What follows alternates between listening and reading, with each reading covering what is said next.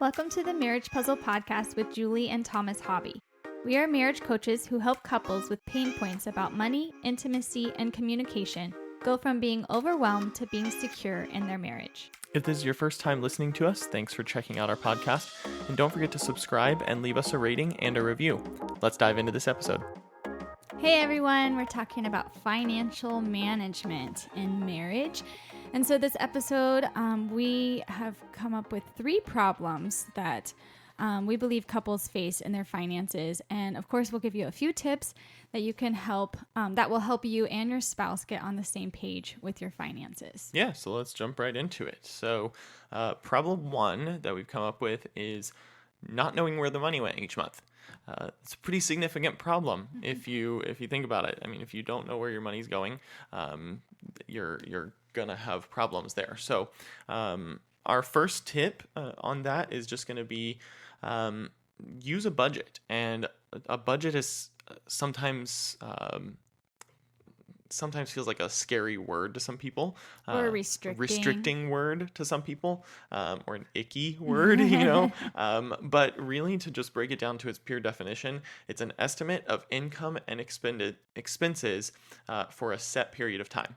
So if you boil it down to the base definition, it makes it a lot less icky and restricting. We shouldn't run from a budget because everybody has income and everyone has expenses. Right. If you're trying to survive, you hopefully have income, and then the money goes out to pay bills. Yeah. So basically, do a budget, and we specifically recommend a zero-based budget, which is a pretty simple form of budgeting. There's tons of different kinds out there, and you can research on your own on what you think is best, but what we think is best is pretty simple. It's a zero-based budget. It's basically you take your income and then you subtract your expenses and what you want to allocate towards savings, and then the result should be 0.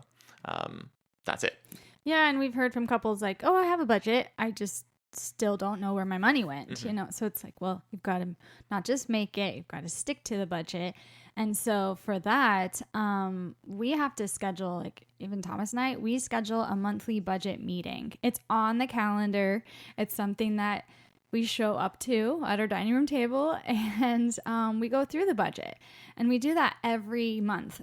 We actually personally like 2 different budget meetings. We've just found that it helps us focus and eliminates the conflict. We do 2 different ones. One is to plan the upcoming month budget and telling our money where to go. And then we have a separate meeting that kind of closes the month to look back and see, did we stay on budget? And that helps us then adjust for the next month if needed. Yeah, and I personally spend some time allocating our expenses throughout the month. I typically do it every few days, but I would suggest probably a minimum of once a week. Otherwise, once you get farther behind, there's going to be a lot more transactions that you have to do all at one time. So it can seem more of like a daunting task if you do it less frequently. Additionally, it's just going to create more problems, because if you don't do it frequently, you're not going to be in there seeing where your money is going and how far your budgets are creeping up. And so then that can cause problems down the line. So make sure you're doing that frequently enough. And then make sure you're paying attention to each other's value in the budgeting process. Obviously, because I'm the one who tracks the expenses, I naturally just gravitate towards the financial side of things anyway. And so because of that, that's something that I can do that takes that burden off of you. And I think I think you enjoy that. I don't think you're the one who wants to track the expenses on an ongoing basis. And so, that's just a strength of mine. So we can lean into that strength in our relationship, and I can tackle that part. But that does require you to be purposeful, to be involved frequently enough, like at those budget meetings, so that you know what's going on and you can have input into how we spend our money. Absolutely. Early in our marriage, I just let Thomas handle that. Like, you're the numbers guy. You figure that out. I trust you. Just tell me what I need to do. And we have shifted that about halfway through our marriage. I wanted to be more involved. I was, feeling a little insecurities and stuff like that. It's like, well, I want to know more of where we stand financially. But then I had to see that I too had value to bring to that budget meeting. I had to, first of all, show up for them and not just like, you do it. Yeah, that's fine. Whatever you say. I had to show up for them, and I had to show up for them excited to be part. And that has actually drastically changed our finances for the better when we decided to do it together and kind of have those equal parts of value and communication that we're both responsible for where the money's going. So we should both be knowledgeable of the process and what's coming in and what's going out. Absolutely. And last tip on not knowing where the money went each month is to use some type of tracking tool to help you better control your spending. There's obviously tons of tools out there that you can use. There's free ones, there's paid ones. Find your thing and use it. You can search on your app store, or you can just Google something. You can just use a basic spreadsheet. Pen and paper works as well. Just make sure you're writing it down somewhere to track it. Don't just go based off of what your bank account says and, trying to track your bills that way. It's too out of sight, out of mind. And then just keep the reminder that when you first start doing a budget and tracking your spending, it's going to take you a good 3 months of consistency to start feeling better about budgeting. So if you have to maintain that consistency for at least the first 3 months to develop that habit, and then you'll start feeling better about it. If you fall off the wagon at any point during those first 3 months, it's probably gonna stretch out your time of before you feel comfortable. But if you stay consistent for 3 months, then you'll develop that habit and you'll start feeling better about it after that 3-month mark. Yeah. And so then the second problem that why couples struggle with financial management in marriage is because we have different spending habits. Typically one is more the spender and the other spouse is more the saver. You can be on different the savior. Well, I'm the savior in our relationship then, because you're the spender. Great. Now you're gonna spin that and use that on me. Like I'm the So she was saying spender and saver. Yeah. You need to articulate better and communicate. Sorry, I couldn't let that one go. I know you tried to sneak past it, but I couldn't let it go. No, it was a good one. I'm just going to hear it later this week or at our budget meeting. But so let me try again. We have different spending habits, meaning one is typically more the spender and one is typically more the saver of the money. And one is not better or worse. Because we are all made differently. So you can be, higher or lower on the spender or higher or lower on the saver. And there's assessments out there. If you're interested, contact us. We can get you an assessment if you want to know where you kind of fall on that scale. But I have yet to meet a couple that are like exactly the same on this, right. Either two really, really high savers or two really, off the chart spenders. Right. There's usually that's why there's conflict in marriage when it comes to money, because we just naturally have different spending habits, and that's just how we're made. Right. And, when you have this situation of differences in your spending habits, you kind of have to just embrace it, not resist it. You have to embrace it for yourself, embrace who you are as the spender or the saver, and you have to embrace who your spouse is as well, and not try to change them to be more like you, because you're going to bring out the better qualities of each other in that regard. Like you said a minute ago, one's not better than the other, although from each of our perspectives, it would be easy to be like, you just need to be more of a saver and stop spending, or you could be like, why don't you just go spend something? Just lighten up. Right. So you can fun. Easily get into the thought of, oh, well, I'm better because I'm the one who actually has fun as a spender, or I'm better because I'm the one who actually plans for our future. And you shouldn't do that. You should embrace what your spouse comes to the table with in that regard, because from the perspective of a spender, the budget, having a budget is actually going to give you the freedom to spend up to a certain amount. So you set those amounts with your spouse, you come into agreement, and you can freely spend within those limits. But what it's also going to do is you're going to also set some savings amounts in your budget, and that's going to keep, as a spender, a certain amount of your money safe, quote unquote, from yourself, so that you don't just spend everything. And that's where the saver brings good balance to the spender. They can help you to say, don't spend everything, right?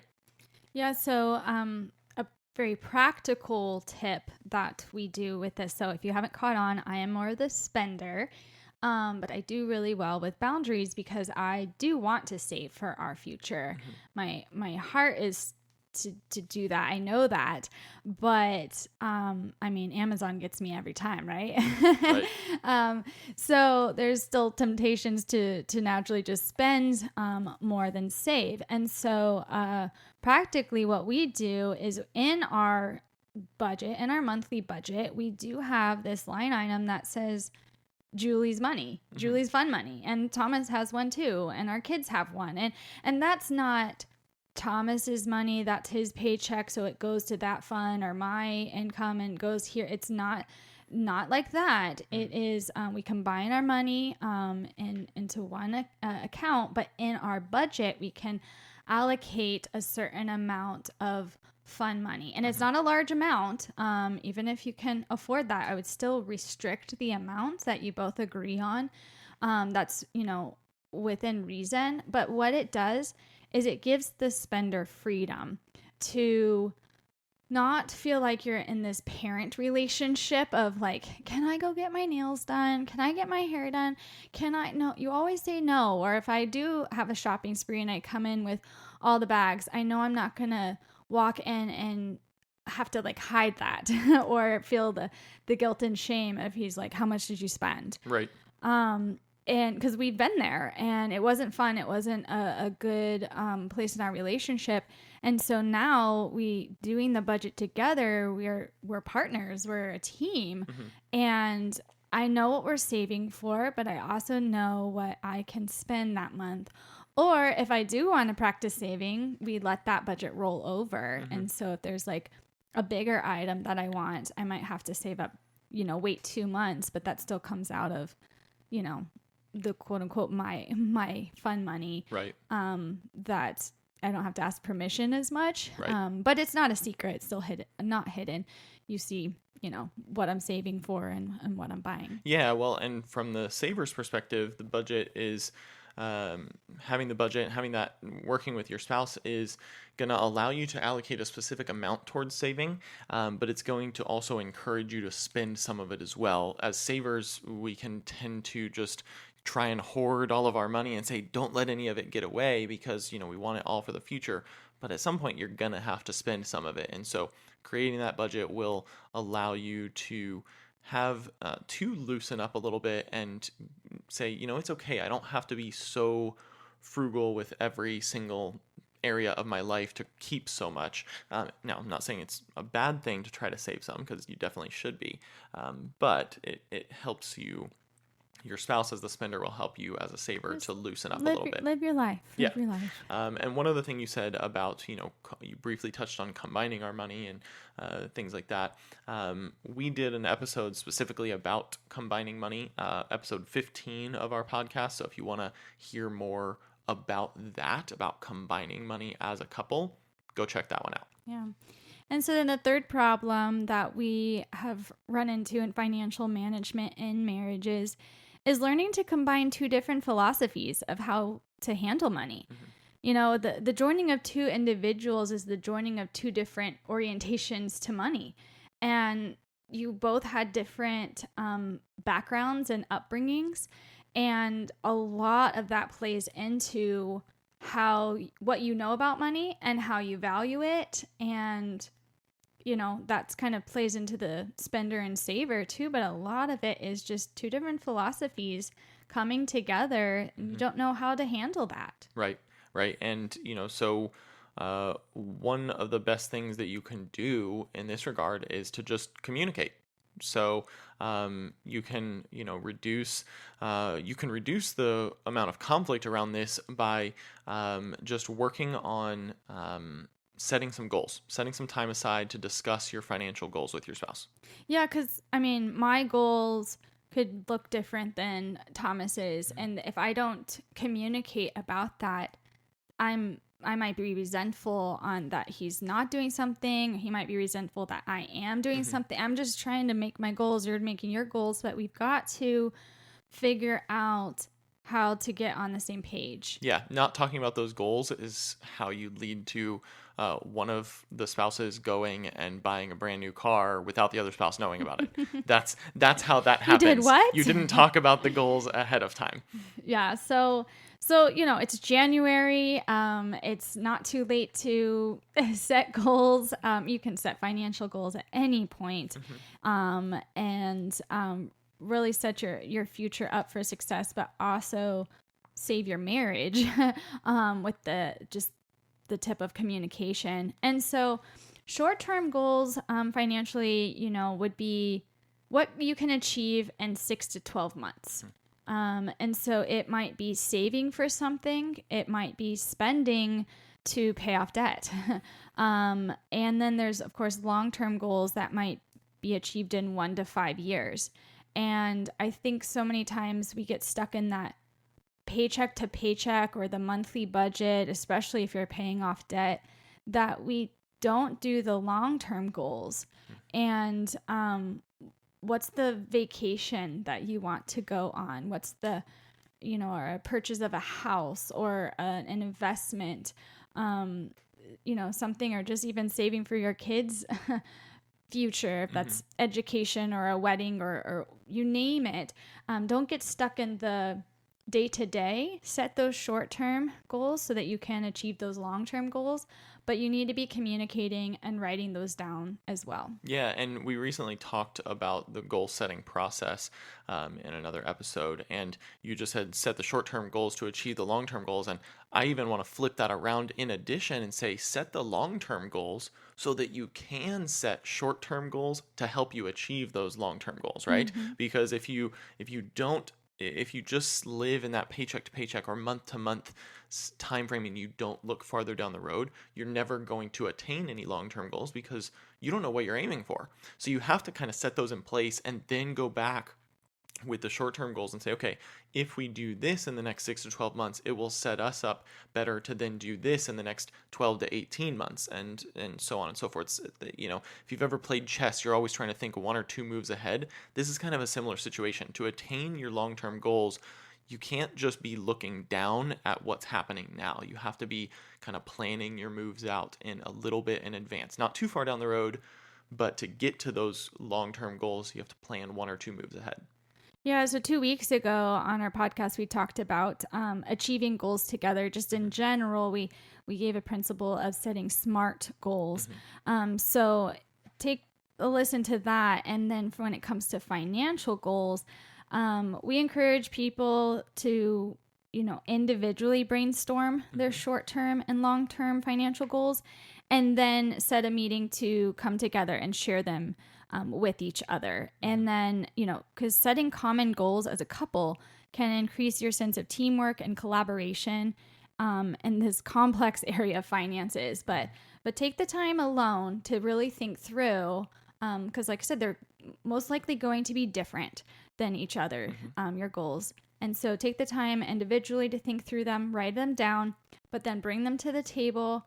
And maybe you end up finding the common goals. Maybe you combine them, or maybe you really lean into your spouse and go, okay, like that, I didn't know that you felt that way. Let's try to achieve this together. Totally. And last tip on this is just go learn. Go and take a course like Financial Peace University is a great course to take if you're trying to learn how to budget and how to get out of debt, things like that. That's a great course. You can also read some budgeting books or read books that are based around your specific time frame of your finances, like where you are in your financial walk. If you're trying to get out of debt, read books about that. If you're trying to start investing or save for college, read books about that. We have some resources on our website, some different, couple different financial books that you can check out on our website and purchase that will help you in that regard. So go check that out at marriagepuzzle.com/books, I believe is what it is. So check that out. And lastly, you can also always get some help from a coach who will walk alongside you and help keep you accountable while you're learning how to do this. As you know, Julie and I are marriage coaches, so we can help you out in this regard from the communication standpoint around finances in your marriage. And we can also help you specifically with the financial coaching side as well. By working through learning how to budget. We can take you through that whole process as well on a one-on-one level. So figure out what's right for you. Do it in a group setting, do it one-on-one with us, find a book and do it on your own. Figure out something, try it to better yourself and better your finances and get on the same page with your spouse. Absolutely. So if these problems resonated with you, hopefully these tips were helpful. And like Thomas said, you can go to our website, marriagepuzzle.com, to check out our coaching page. We have both the financial coaching and marriage coaching tabs. But we do a free discovery call over Zoom where we can jump on and see kind of what your needs are and how we can help you to set you up for a great year, both financially and relationally with your spouse. So check us out on social media at Marriage Puzzle, and we look forward to joining us next week on our podcast. See you later. Have a good one.